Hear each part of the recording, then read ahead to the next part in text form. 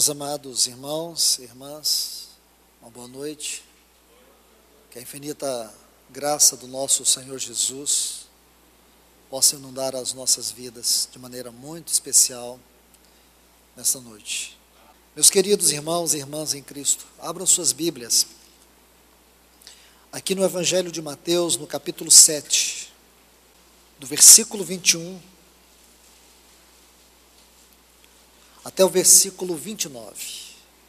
Nem todo que me diz Senhor, Senhor, entrará no reino dos céus, senão o que faz a vontade de meu Pai que está nos céus.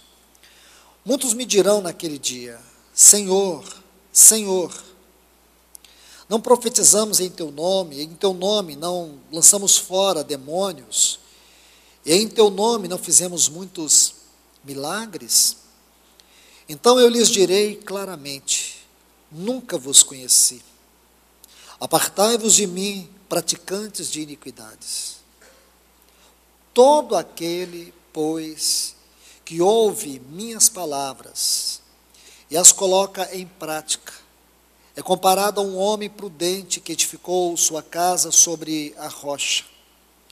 Desceu a chuva e vieram as torrentes, sopraram os ventos e investiram contra aquela casa, e ela não caiu, porque havia sido alicerçada sobre a rocha. Porém, todo aquele que ouve estas minhas palavras e não as coloca em prática, é comparado a um homem sensato que edificou sua casa sobre a areia. E desceu a chuva e vieram as torrentes, e sopraram os ventos, e deram com ímpeto contra aquela casa. E ela caiu, e foi grande a sua ruína. Quando Jesus terminou essas palavras, as pessoas recolhiam-se atônitas da sua doutrina, do seu ensino, porque ele as ensinava como quem tem autoridade, não como os escribas. Vamos orar. Bendito Pai, é em teu grande nome que nós confiamos esse tempo. É debaixo deste nome que nós nos colocamos. E aos teus pés nós nos assentamos para poder ouvir a tua voz. Nos assentamos como Maria para poder ser guiados pelo teu ensino. Nós te pedimos neste momento, Senhor, tenha misericórdia de nós. Senhor, tu conhece a minha necessidade, como a necessidade de cada um dos teus filhos e das tuas filhas que hoje estão aqui reunidos debaixo do teu grande nome. Tu tens visto, Senhor, tu tens visto a frieza, a indiferença do teu povo em tantos lugares, em tantas partes, pelo mundo afora. Quanta indiferença a tua palavra, quantos corações fechados para ouvir a tua voz. Mas hoje, Senhor, nós temos este privilégio de estarmos aqui. Ajuda-nos, Senhor, capacita-nos, habilita-nos pelo Teu Espírito Santo, a ouvirmos os nossos ouvidos uma vez mais, para ouvir a Tua voz.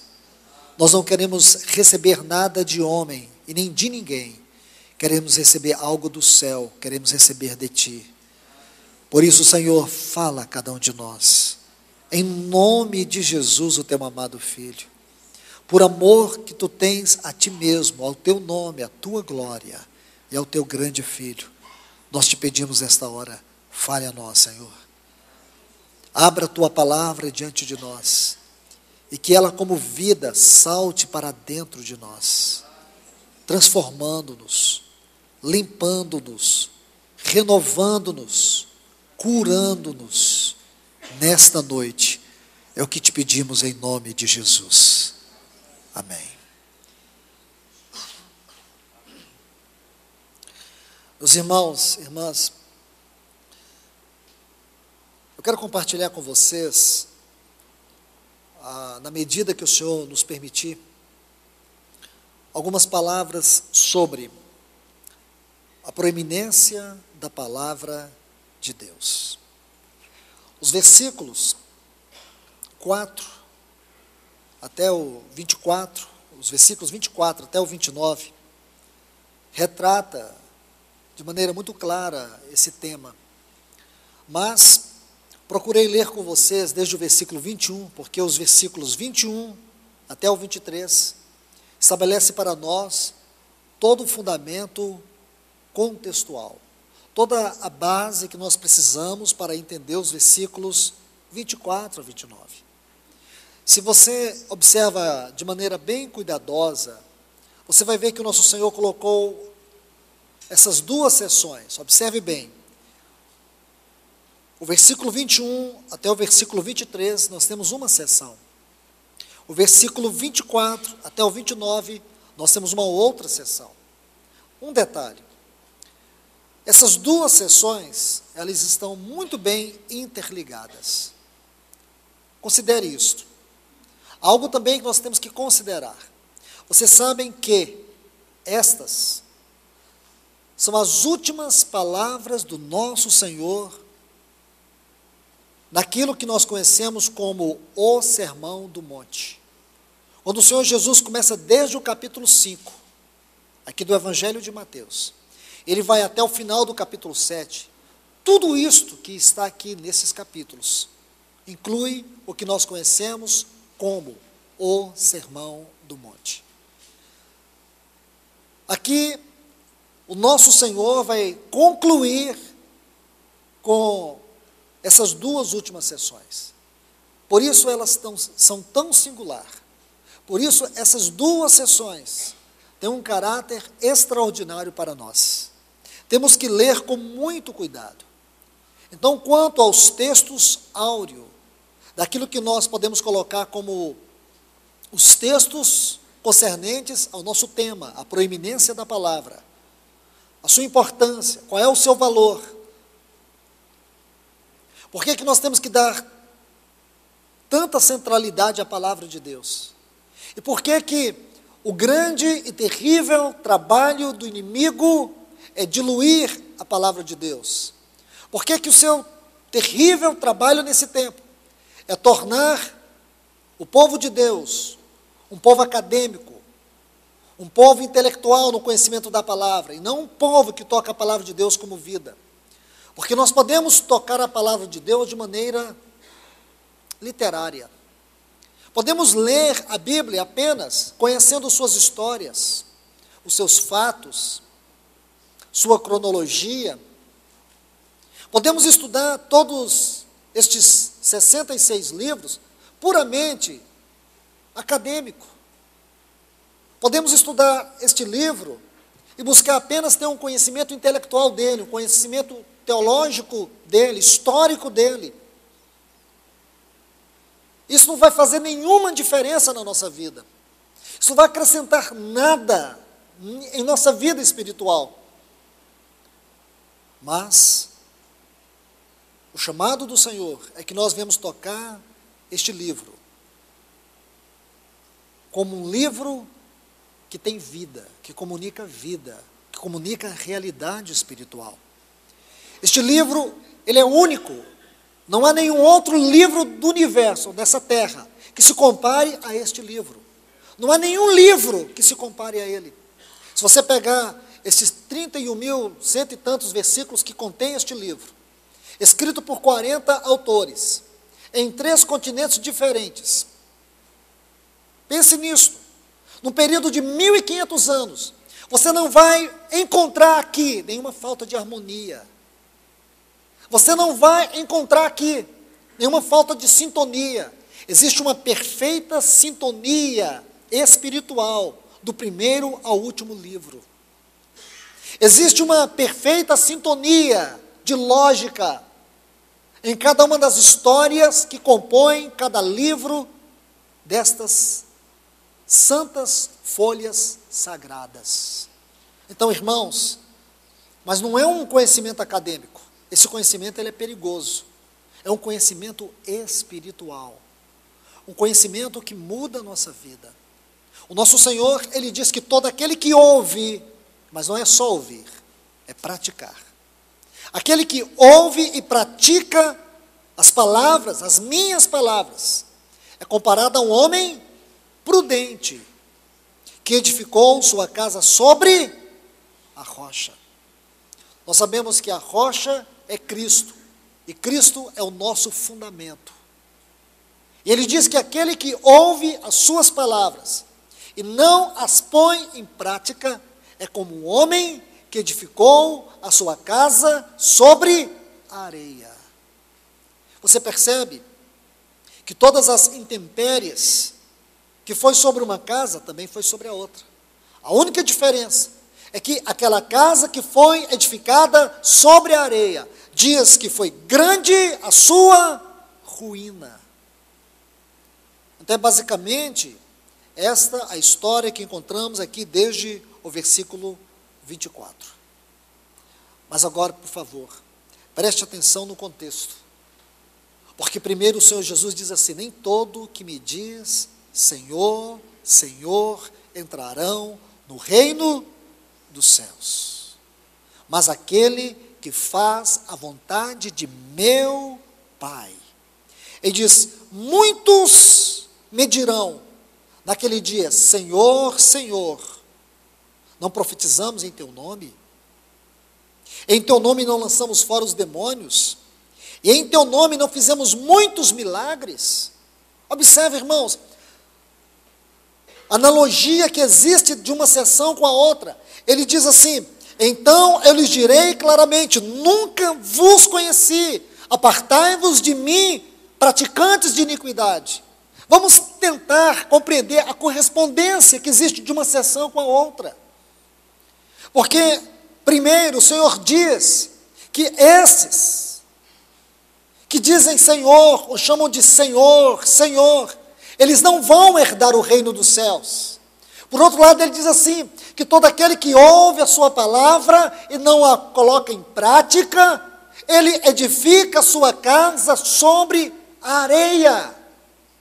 O Senhor diz que estes que operam milagres, que expulsam demônios, que profetizam, mas não fazem a vontade do Pai que está nos céus, um dia o Senhor dirá a eles: apartai-vos de mim, praticantes de iniquidade.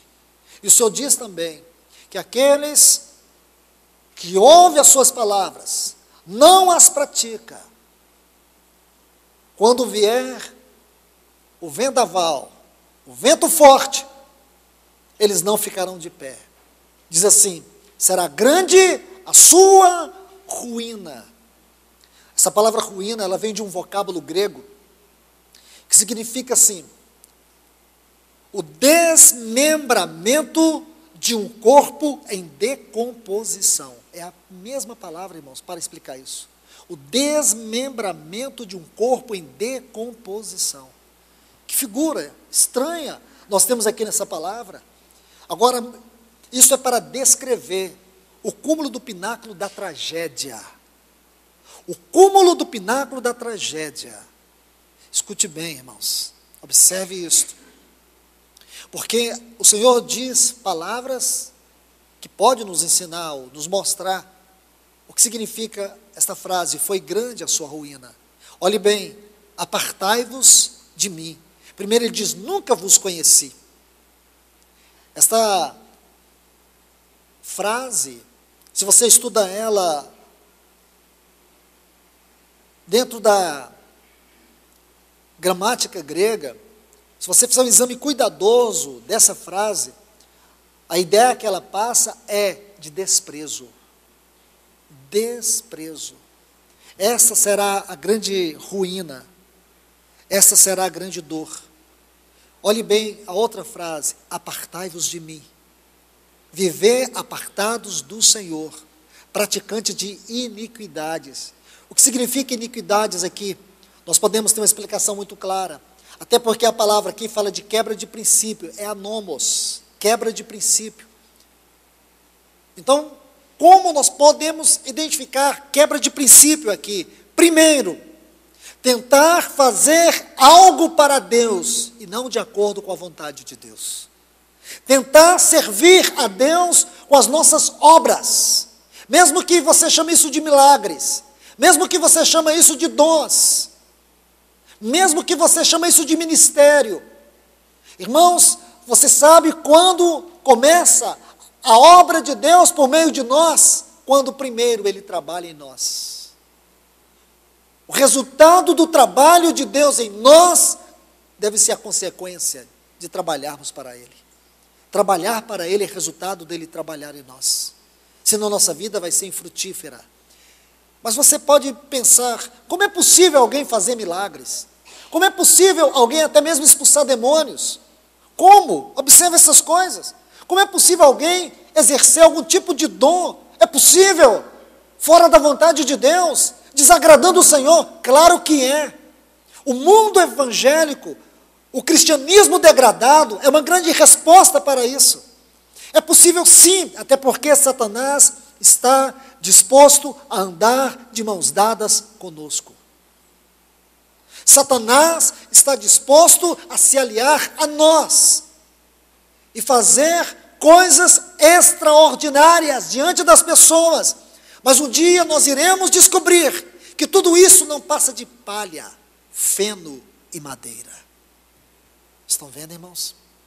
É sério isso? É sério.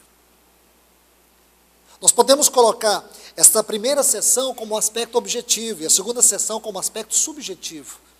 Porque aqui o Senhor vai nos colocar um fundamento, e é o fundamento da sua palavra. Porque um cristão que a palavra de Deus é puramente teoria na vida dele, ele é capaz de fazer todas essas coisas sem agradar o Senhor.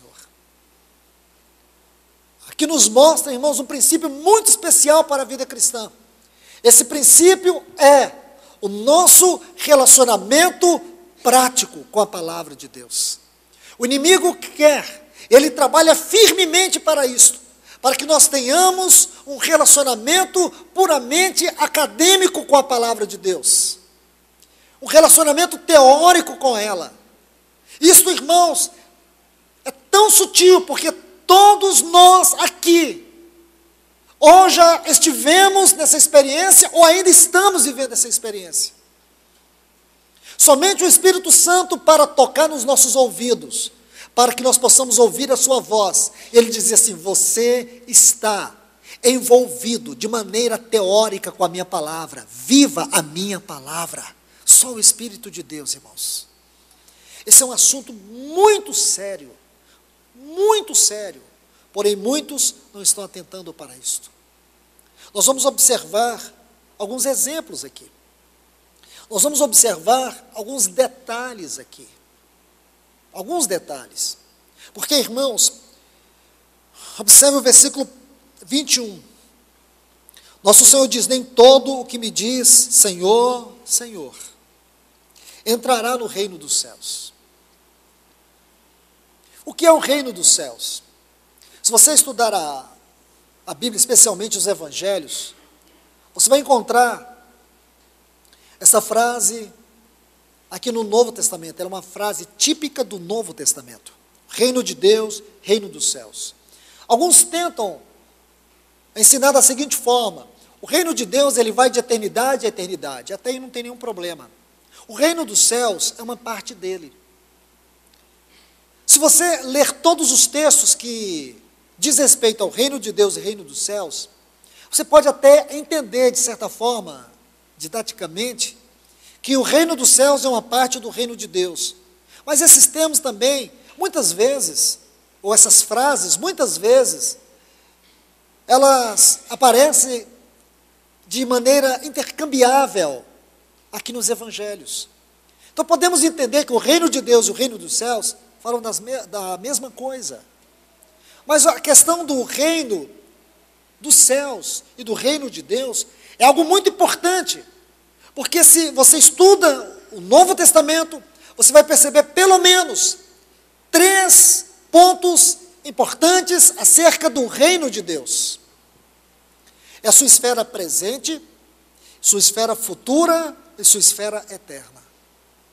Quanto à esfera presente, convido vocês para abrirem suas Bíblias, Lucas capítulo 11, versículos 19 e 20. Pois se eu expulso os demônios por Beelzebu, por quem expulsam vossos filhos? Lucas capítulo 11, versículo 19. capítulo 11, versículo 19, ele diz: portanto, eles serão vossos juízos, mas se pelo dedo de Deus eu expulso os demônios, então o reino de Deus chegou até vós. Essa expressão, dedo de Deus, vocês encontram ela também lá em Êxodo capítulo 8, versículo 19, na terceira praga, que Deus enviou ao Egito, a praga dos piolhos. E a Bíblia diz que aqueles magos, os feiticeiros do Egito, não conseguiram imitar aquele milagre. O que significa que esta frase, dedo de Deus, fala do poder de Deus de maneira inimitável. O poder de Deus, de maneira única, expressa e poderosa. Este poder de Deus, de maneira única, expressa e poderosa, é o reino de Deus que chegou até nós. Mas esse texto, aqui o versículo 20 especialmente, não vai responder tudo para nós sobre a era presente do reino. Vamos para o capítulo 17 aqui do Evangelho de Lucas. Vamos ler os versículos 20 e 21. Perguntado pelos fariseus quando poderia vir o reino de Deus, respondeu-lhes e disse: o reino de Deus não vem com aparência exterior, não vem em visível aparência, nem dirão aqui está ou ali está, porque o reino de Deus está dentro em vós. Está vendo aqui? Então o reino de Deus, ele está dentro de nós, mas ele tem uma esfera, sobre nós, dentro de nós. Então o que significa? Que este grande poder expresso de Deus, ele foi colocado dentro de nós. Esse é o poder do seu reino. Este poder, ou esta autoridade, é a autoridade do seu reino. Aquilo que Paulo diz em Efésios 1, 19, até os últimos versículos. Ele diz assim: qual a suprema grandeza do seu poder para conosco, os que cremos, segundo a eficácia da força do seu poder. Versículo 20, o qual exerceu em Cristo, ressuscitando dentre os mortos, fazendo sentar acima de todos os céus, acima de todo principado, de toda potestade, de todo nome que se possa referir, não só neste século, mas também no vindouro, e para ser o cabeça sobre todas as coisas, ele diz: o deu. O que ele deu? Observe, versículo 19, ele descreve de maneira grandiosa, ele descreve como nunca foi descrito a medida do poder que Deus usou para ressuscitar a Jesus de dentre os mortos. Ele diz que este poder, ele adentrou as profundezas do inferno, ressuscitou o Senhor Jesus Cristo, o exaltou acima de todo principado, de toda potestade, de todo nome, não só naquele tempo, mas também em todas as eras. Ele está exaltado por causa da glória deste grande poder. E diz que ele o deu à igreja, a qual é o seu corpo, a plenitude daquele que completa, que enche todas as coisas. Irmãos, vocês estão vendo isso? Aonde está este poder? Deus o deu à igreja. Mas a grande tragédia é que a igreja, ela não tem tido um contato real com este poder. O inimigo tem enganado a igreja quanto a este poder. O inimigo tem seduzido a igreja com outro poder. O inimigo, ele tem usado muitos falsos mestres, muitos falsos profetas. O inimigo tem derramado um espírito de engano, de mentira, que tem falsificado a pregação do evangelho. Por isso muitos cristãos hoje estão na periferia. Muitos estão na periferia, muitos vivem uma vida cristã superficial. Eles não conseguem entender esse poder. Eles não conseguem compreender a natureza desse poder. Meus irmãos e irmãs, precisamos que o Espírito Santo abra os nossos olhos. Precisamos que o Espírito Santo quebrante o nosso coração, porque existe um grande poder que Deus derramou sobre a sua igreja. Este poder está nela. Esse poder não está retido nos céus. Esse poder está nela, mas ela não sabe a natureza desse poder.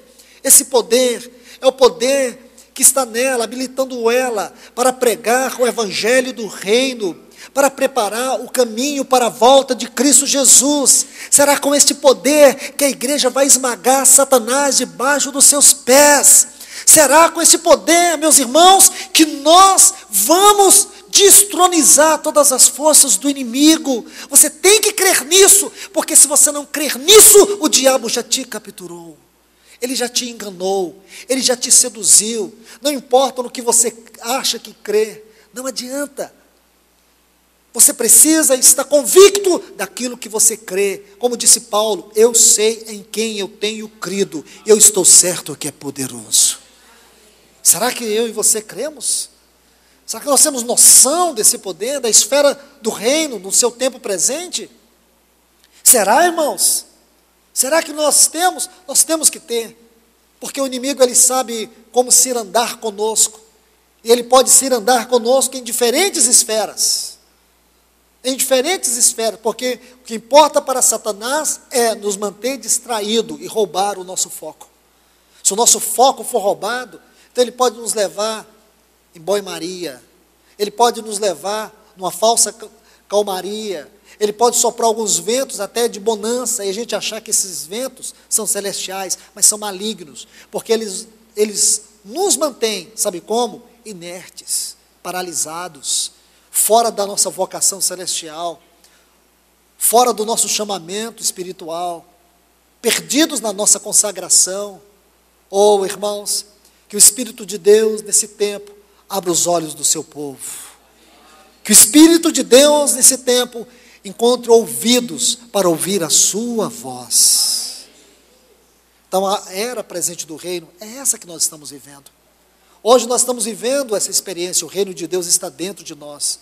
Nós somos o seu reino aqui na terra. Nós somos a expressão do seu governo aqui na terra. Nós somos a expressão da autoridade de Deus aqui na terra. Satanás, escute isso, irmãos.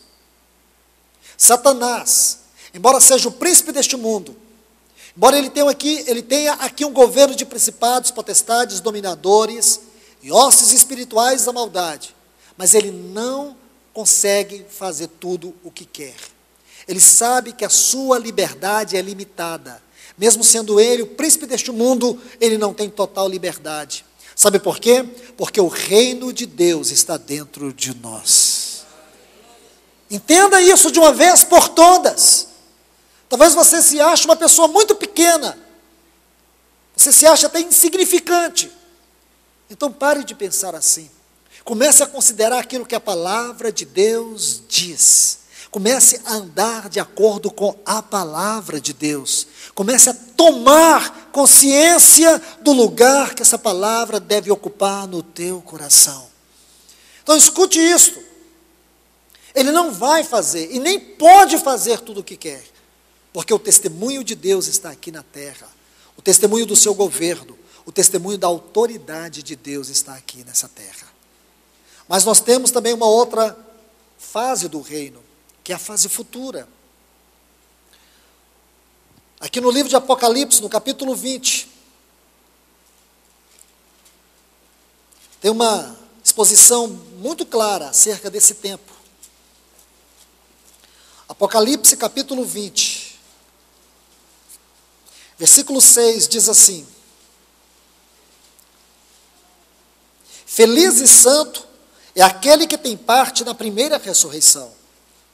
A segunda morte não tem poder sobre eles, mas serão sacerdotes de Deus e de Cristo, reinarão com ele por 1000 anos. Está vendo aqui? Reinarão com ele por 1000 anos. Observe isto. Esta é a esfera futura do reino.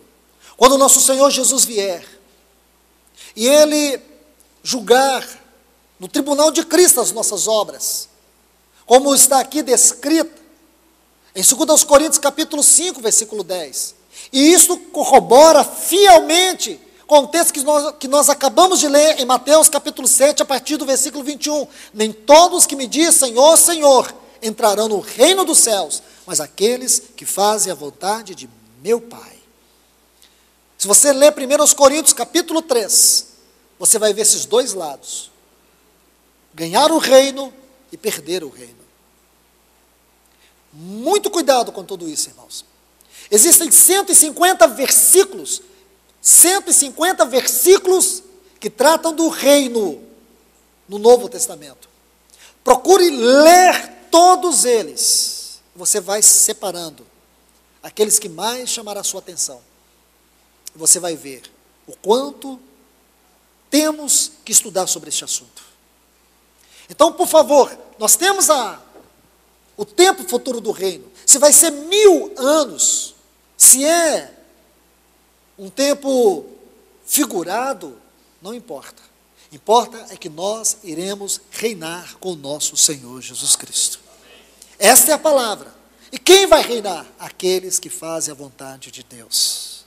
Não é aqueles que dizem Senhor, Senhor e não fazem a vontade dele. Não é aqueles que ouvem a palavra, mas não praticam. Aqueles que estão fazendo muita obra para Deus, mas eles não são resultado do trabalho de Deus em suas vidas. Esses vão perder. Esses vão sofrer dano. E é isso que a Bíblia diz. A Bíblia é clara e enfática acerca disso. Meu irmão, minha irmã, eu faço a você a mesma pergunta que foi feita para Jonas, quando ele estava lá naquele barco. Qual é a tua ocupação? Ou que ocupação é a tua? Nenhum de vocês, nenhum de nós, somos vazios da medida de Cristo. Talvez nós não tenhamos consciência da medida de Cristo. Todos nós que nascemos de novo, todos nós que neste glorioso novo nascimento, recebemos o Espírito Santo para habitar o nosso interior, comunicando a vida de Deus, comunicando os caminhos de Deus, o propósito de Deus, o plano de Deus, a vontade de Deus. Todos nós temos uma medida de Cristo. Essa medida é chamada o dom de Cristo. Se você está enterrando isto, se você não tem considerado isto, peça ao Espírito Santo para despertar em você o dom que Ele colocou. Não enterre, não esconda o que Deus tem te confiado, porque nenhum de nós aqui, meus irmãos e irmãs, somos inertes, somos parasitas espirituais. Ao contrário, você é uma dádiva de Deus, você é uma proposta de Deus, você é uma bênção de Deus, você é um instrumento de Deus aqui nessa terra. Considere isso diante do Senhor. Então, meus queridos, terá essa fase futura do reino. Permita-me, por favor, volte aqui comigo em Apocalipse capítulo 2. Vamos ler 2 textos, versículos 26 e 27. O Senhor diz assim, Apocalipse 2, versículos 26 e 27. E ao que vencer, e ao que guardar as minhas obras até o fim. Então eu quero dar uma palavra para os irmãos. Persevere. Se você está sentindo que o seu amor pela palavra está esfriando, que o seu interesse pelo Senhor está diminuindo, arrependa nessa noite. Veja o que aconteceu. Busque o Senhor. Peça ajuda do Espírito Santo para que você não perca a perseverança nele. Ele diz, dar-lhe-ei autoridade sobre as nações, e as quebrantará com vara de ferro. Está vendo isso? Então, queridos, irmãos e irmãs, se vocês, vamos somar mais um texto, vamos adicionar mais alguns textos aí para ficar bem fundamentado esse ensino. Lucas capítulo 19, voltemos aqui. Porque aqui em Lucas 19, a partir do versículo 11, nós temos a parábola das 10 minas. Estão vendo? Aquele senhor, ele partiu e ele confiou a alguns dos seus servos algumas minas. Estão vendo aí? Aí diz assim, versículo 15, aconteceu que ele voltou depois de receber o reino, mandou chamar aqueles servos, Lucas capítulo 19, versículo 15, aos quais tinha dado dinheiro para saber o que havia negociado cada um, porque nós vamos ser julgados no tribunal de Cristo, cada um. Apresentou-se o primeiro dizendo, Senhor, tua mina produziu mais 10 minas. Ele disse, está bem, bom servo, já que no pouco foste fiel, terás autoridade sobre 10 cidades. Veio o segundo dizendo: Senhor, tua mina produziu 5 minas. A este disse: tu também estarás sobre 5 cidades. Então a responsabilidade que o Senhor nos confia, a responsabilidade que Ele nos confia, tem algo a ver com a grande responsabilidade que nós teremos naquela esfera limitada, temporária e futura do reino. Porque esta fase, esta dispensação, a dispensação futura, chamada dispensação do reino, ela é limitada, ela tem um tempo limitado. E nesse tempo, nós estaremos dentro de uma medida que o Senhor nos confiará, segundo a nossa responsabilidade. Você pode dizer: irmão, eu não tenho muita capacidade. Servir a Deus não é uma questão de capacidade, é uma questão de responsabilidade, porque não é por força, é pelo Espírito de Deus. O Espírito nos chama, Ele nos capacita, e o que Ele espera de nós é responsabilidade e compromisso. Então, queridos, juntando todos esses textos, voltando aqui para Apocalipse capítulo 20, então nós temos esta segunda fase do reino, uma fase futura, onde nós iremos reinar com o Senhor. Toda a ideia de governo que eu e você conhecemos, toda a ideia que nós vemos de governo, escute, tudo isto tem em Deus uma ideia mater. Irmãos, você olha para o universo, veja o governo de Deus no universo, veja a harmonia do universo, veja a perfeição de toda ordem no universo. Tudo isso está governado pela autoridade de Deus. Ele foi quem criou, Ele é quem sustenta. Tudo está em conformidade o seu governo. Então, no universo, nós podemos ver o governo de Deus, numa extraordinária perfeição. Aqui na terra também nós podemos olhar todo o sistema que existe de governo nesse mundo. É uma ideia para nós daquilo que está na mente de Deus.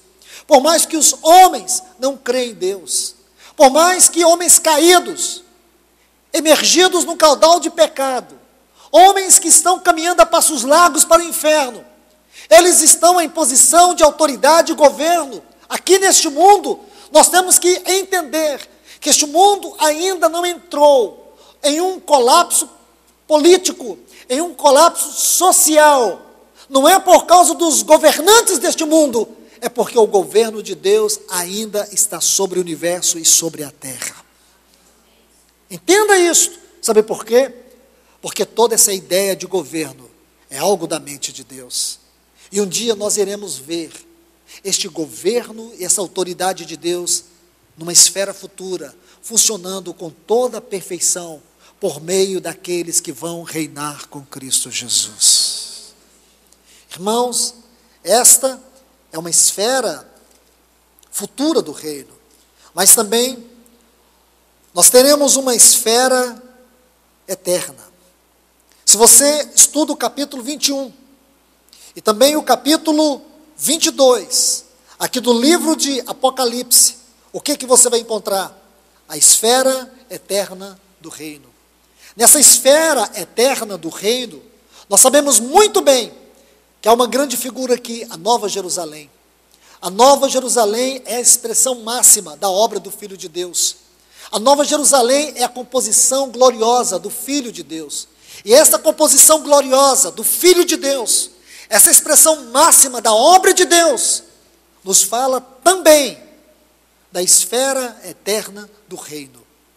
Quando você estuda aqui essa cidade, você vai ver, por exemplo, capítulo 21 e o versículo 24, diz assim, Apocalipse 21, 24, as nações que tiverem sido salvas da onde? Permita-me mostrar algo para vocês aqui. Volte, capítulo 20, por favor. Diz assim, quando os 1000 anos se completarem, Satanás será solto da sua prisão, sairá para enganar as nações. Quais nações? Aquelas que estarão aqui no tempo do milênio, que estão nos 4 cantos da terra, Gog, Magog, a fim de reuni-las para a batalha. O número dessas é como a areia do mar. Subiram sobre a largura da terra e rodearam o acampamento. Essa palavra acampamento, a tradução é exércitos. Exércitos dos santos. O exército dos santos. E a cidade amada. E da parte de Deus desceu fogo do céu e os consumiu. O diabo que os enganava, seduzia, a palavra aqui, a tradução dela é desviar do caminho. Então essas nações, elas foram desviadas no caminho, porque durante o tempo do reino, o tempo do milênio, a palavra do Senhor será ensinada sobre toda essa terra, e toda a terra se encherá do conhecimento e da glória do Senhor. Estão vendo? Será nesse tempo. Então essas nações vão se desviar, porque Satanás as seduzirá. Então estas nações aqui, que você lê no versículo 24, está assim na Reina Valera. As nações que tiveram sido salvas, salva da onde? Salva deste juízo aqui. Essas nações, elas estarão aqui na eternidade futura. Mas essas nações, elas não serão a Nova Jerusalém. A Nova Jerusalém é a esposa do Cordeiro.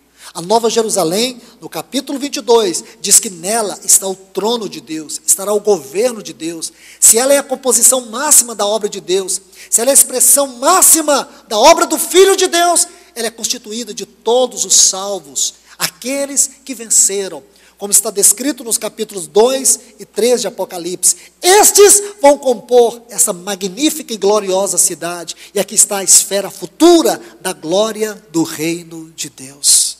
Então, irmãos, precisei fazer tudo isso para que vocês entendam, mesmo que, panoramicamente, mesmo que isso seja uma pequena síntese, a síntese da síntese do assunto do reino, nessas 3 fases, o Senhor diz que aqueles que não fazem a vontade dele, não vão herdar o reino dos céus.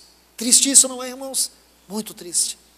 É uma palavra para todos nós, é uma palavra para mim e para você, porque quando o Senhor diz, apartai-vos de mim, quando o Senhor diz, grande será a sua ruína, Ele não quer que nós passemos por isso. Irmãos, irmãs, que privilégio é para mim e para você nessa noite, estamos aqui sendo exortados pelo Espírito de Deus. Que privilégio é para nós nesta hora, ouvir a voz do Senhor nos dizendo essas palavras, que Ele nos guarde, que Ele nos ajude, para que eu e você naquele dia possamos estar sendo exaltados. Exaltados de que forma? Elevados. Como diz aqui, por favor, quero tomar essa palavra exaltado e quero te mostrar um texto que está aqui, 2 Tessalonicenses, capítulo 1. Observe, versículo 10. Pega essa palavra, exaltado, você vai entender o que significa ela. Não é exaltado em termos antropocêntricos, não. Olha o versículo 10. Quando nosso Senhor vier, para ser glorificado em seus santos, para se fazer admirável naquele dia em todos os que creram. Quando o nosso Senhor vier, irmãos, 2 coisas vão acontecer conosco. Ele virá para ser glorificado na sua igreja e para ser admirado nela. Aleluias! Pense nisso, irmãos. Isso tem que chamar a nossa atenção, porque quando o Senhor vier, muitos exultarão. Sabe por quê? O Senhor será glorificado neles, e o Senhor se fará admirável neles. Aleluias! Mas também, irmãos, olha aqui, primeira carta de João. Existe outro lado também. Versículo 28 do capítulo 2. 1 João 2, 28. E agora, filhinhos, permanecei nele. Para quê? Quando se manifeste, tenhamos confiança em sua vinda. Não sejamos envergonhados por ele. Então nós temos 2 quadros. Primeiro, na vinda do Senhor, Ele se fará glorificado em nós e também admirado em nós. Agora, por outro lado, muitos não vão experimentar isso. Sabe o que eles vão experimentar? Vergonha diante do Senhor. Queridos irmãos e irmãs, por hoje eu quero compartilhar apenas isto. Mas nós vamos seguir, na medida que o Senhor nos permitir, estudar, para que nós vejamos a seriedade de tudo isto diante de ouvir e praticar a palavra. O que a prática da palavra tem a ver com tudo isto? Na próxima reunião que o Senhor nos permitir, nós vamos continuar estudando. 1, 2, 3 vezes, quantas vezes for preciso, até que a palavra de Deus, o seu depósito, de maneira fiel, possa estar no nosso coração. Vamos agradecer ao Senhor por esse momento.